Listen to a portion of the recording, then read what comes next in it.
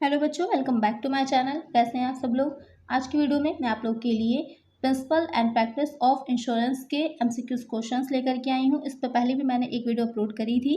अगर आपने वो नहीं देखी है तो उसका लिंक मैं डिस्क्रिप्शन में दे दूंगी, वो वीडियो भी आप लोग देख लीजिएगा। काफ़ी अच्छे क्वेश्चन उसमें भी हैं। तो आइए वीडियो को शुरू करते हैं कुछ और नए क्वेश्चन के साथ। लेकिन वीडियो शुरू करने से पहले अगर चैनल को सब्सक्राइब नहीं किया है सब्सक्राइब करिएगा। वीडियो अच्छी लगे तो लाइक कर दीजिएगा और फ्रेंड्स साथ शेयर भी कर दीजिएगा। आइए शुरू करते हैं। फर्स्ट क्वेश्चन लेते हैं।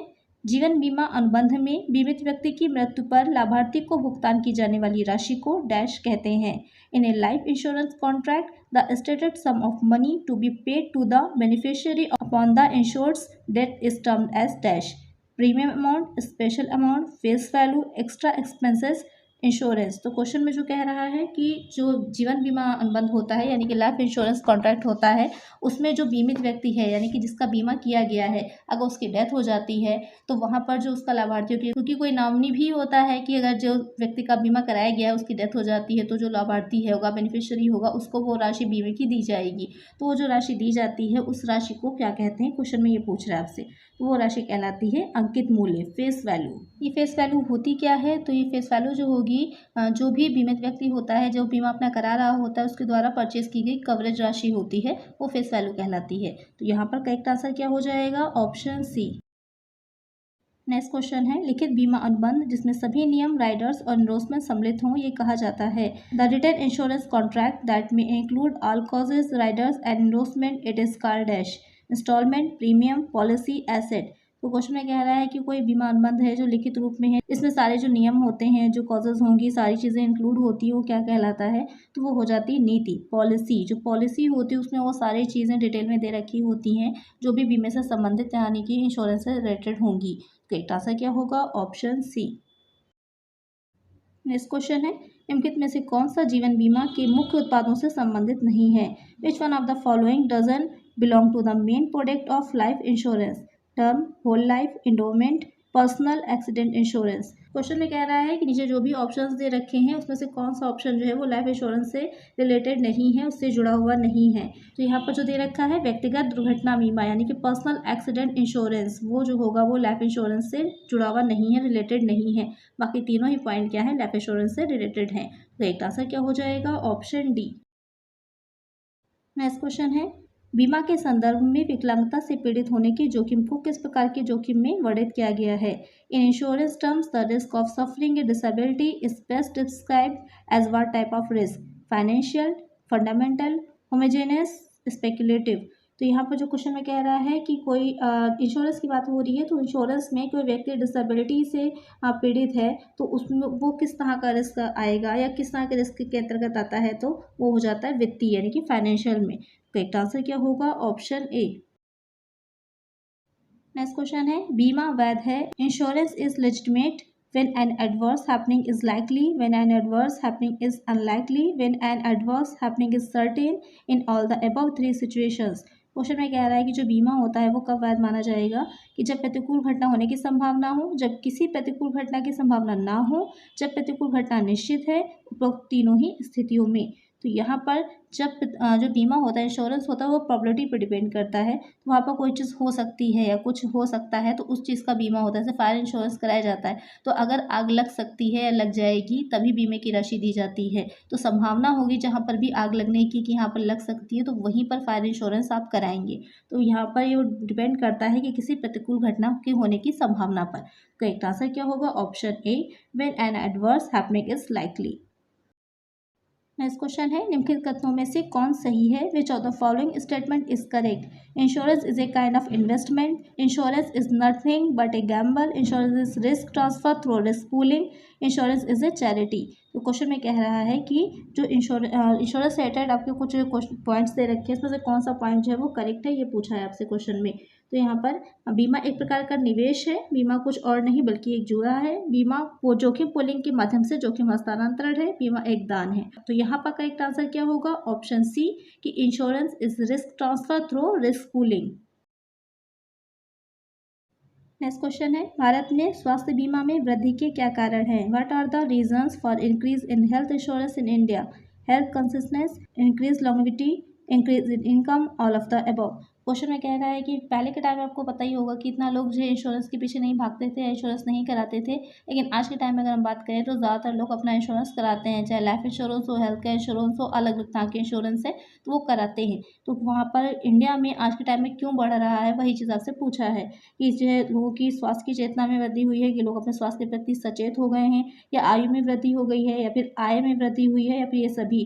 तो यहाँ पर करेक्ट आंसर होगा option D, all of the above. तीनों ही रीजंस हैं लोगों के स्वास्थ्य बीमा में वृद्धि होने की। करेक्ट आंसर है ऑप्शन डी। आज के टाइम में तो अगर बात की जाए तो जो कंपनीज होती हैं वो भी अपने जो कर्मचारी होते हैं, एम्प्लॉयज़ होते हैं, उनको प्रोवाइड कराती हैं हेल्थ इंश्योरेंस, कंपनी की तरफ से भी मिलता है। तो ये भी एक रीज़न हो जाएगा कि जो बीमा में वृद्धि हो रही है उसका। नेक्स्ट क्वेश्चन है, निम्नलिखित में से कौन सा बीमा कंपनियों द्वारा दिया जाने वाला पारंपरिक प्रकार का उत्पाद नहीं है? Which of the following is not a traditional type of product offered by insurance companies? Whole life plan, endorsement plan, money bank plan, ULIP. तो क्वेश्चन में जो कह रहा है कि जो बीमा कंपनियां यानी कि ट्रेडिशनली जो प्लान नहीं प्रोवाइड कराती हैं कंपनियां, उसमें से कौन सा है? तो वो हो जाएगा यूलिप प्लान। यूलिप प्लान जो होता है वो ट्रेडिशनली जो कंपनीज हैं वो नहीं प्रोवाइड कराती। यूलिप प्लान है क्या? यूलिप प्लान की फुल फॉर्म हो जाती है, जो यूलिप होता है उसकी हो जाती है यूनिट लिंक्ड इंश्योरेंस प्लान की, जो कि जो इक्विटी है, म्यूचुअल फंड्स है, उनसे रिलेटेड होता है। तो यहाँ पर करेक्ट आंसर क्या हो जाएगा? Option D. नेक्स्ट क्वेश्चन है, यदि किसी पॉलिसी धारक की मृत्यु अनुग्रह अवधि के भीतर हो जाती है तो if a policy holder dies within the grace period then the claim will be rejected, the claim will be paid subject to policy conditions, the claim is payable after deducting the premium, none of the above. यहाँ पर question में कह रहा है कि कोई policy धारक है यानी कि पॉलिसी होल्डर है जिसने कि पॉलिसी ले रखी थी और उसने ग्रेस पीरियड में मृत्यु हो जाती है। तो ग्रेस पीरियड क्या होगा? ग्रेस पीरियड हो जाता है कि जो भी टाइम लिमिट के अंदर उसे अपना प्रीमियम देना था वो प्रीमियम की राशि नहीं चुका पाया है, तो वहाँ पर जो कंपनी होती है उसे सेकेंड चांस देती है अपनी प्रीमियम की राशि को देने का। तो वो हो जाता है ग्रेस पीरियड। उसी टाइमिंग के अंदर क्या होगा कि जो पॉलिसी होल्डर है उसकी डेथ हो जा रही है, तो वहाँ पर उसे कंपनी किस तरह से ट्रीट करती है कि दावा उसका खारिज कर दिया जाएगा या फिर दावे का भुगतान जो होगा नीति शर्तों के अधीन कराया जाएगा, दावा प्रीमियम काटने के बाद दे होगा, तो उसमें से कोई नहीं। तो यहाँ पर जो दावा होगा वो जो क्लेम किया जाएगा उसमें से जो प्रीमियम होगा उसको डिडक्ट करने के बाद उसको दिया जाएगा। करेक्ट आंसर क्या हो जाएगा? Option C. नेक्स्ट क्वेश्चन है, अग्नि बीमा का अनुबंध डैश का अनुबंध है। The contract of fire insurance is a contract of dash, loss, certainty, indemnity, none of the above. तो क्वेश्चन में पूछ रहा है कि जो फायर इंश्योरेंस होता है वो किस तरह का इंश्योरेंस है या किस तरह का कॉन्ट्रैक्ट होगा वो।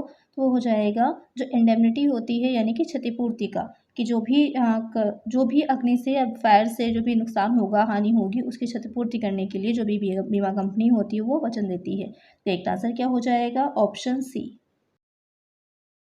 नेक्स्ट क्वेश्चन है, स्टॉक की हानि और लाभ की हानि के दावों को कवर करने के लिए एक व्यवसाय डैश बीमा पॉलिसी लेता है। A business takes a dash insurance policy to cover the claims for loss of stocks and loss of profit, fire, life insurance, car insurance, health insurance.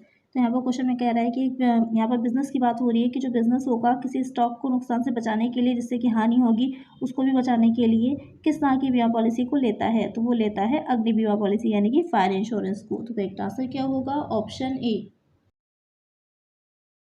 Next question है, जिस अवधि के लिए एक पॉलिसी ली जाती है उसे डैश अवधि के रूप में जाना जाता है। The period for which a policy is taken known dash as period, indemnity, short sale, long, fixed. Question में कह रहा है कि जिस टाइम पीरियड के लिए, जिस अवधि के लिए एक बीमा पॉलिसी ली जाती है उसे क्या कहा जाता है? वो हो जाएगा क्षतिपूर्ति, इंडेमनिटी, यानी कि क्षतिपूर्ति की अवधि होती है, वो पीरियड होता है जिसके लिए जो भी पॉलिसी होती है वो ली जाती है। तो करेक्ट आंसर होगा option A.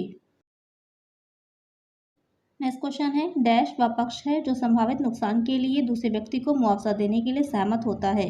The dash is the party who agrees to compensate the other person against possible losses, insured, insurer, assured, none. Question में कह रहा है कि कोई वो पक्ष कौन सा होगा कि जो संभावित हानि यानी कि जो भी हानि हो रही है, नुकसान हो रहा है, लॉस हो रहा है, उसके लिए क्षतिपूर्ति देने के लिए दूसरे पक्ष को तैयार होता है। तो वो पक्ष कौन कहलाता है? बीमित, बीमाकर्ता, आश्वासक, इनमें से कोई नहीं। तो वो हो जाएगा बीमाकर्ता यानी कि जो इंश्योरेंस कर रहा है, इंश्योरर जो है। करेक्ट आंसर क्या हो जाएगा? Option B. नेक्स्ट क्वेश्चन है, डैश वह पक्ष है जो जोखिमों के विरुद्ध अपने जीवन या संपत्ति का बीमा करवाता है। The dash is the party who gets his life और property insured against risk, insured, insurer, assurer, none.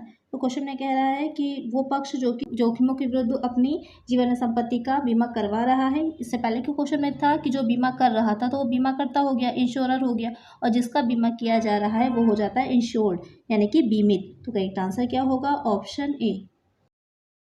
Next question है, बीमित वस्तुएं या संपत्ति बीमा की डैश कहलाती हैं। The things or property insured is called dash of the insurance. Subject matter, insurable interest, policy, none. Question में कह रहा है कि जिस संपत्ति का या जिन वस्तुओं का बीमा कराया जा रहा है वो बीमा के लिए क्या है, क्या कहलाएंगी? विषय वस्तु, बीमा योग्य हित, नीति, इनमें से कोई नहीं। तो वो कहलाती है विषय वस्तु यानी कि सब्जेक्ट मैटर। जिस चीज़ का बीमा कराया जा रहा है वो सब्जेक्ट क्या है, जैसे कि फायर इंश्योरेंस है तो गुड्स का कराया जा रहा है, लाइफ इंश्योरेंस है तो इसी लाइफ का हो रहा है।